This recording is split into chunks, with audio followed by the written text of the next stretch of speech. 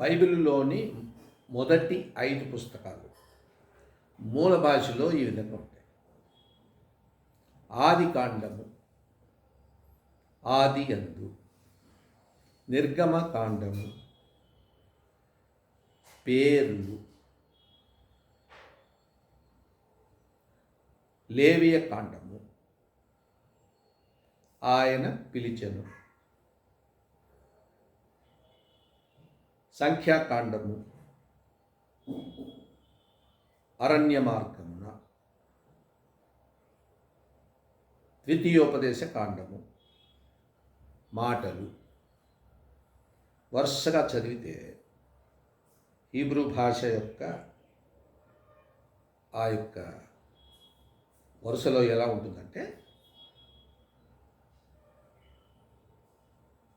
ఆయన ఆదియందు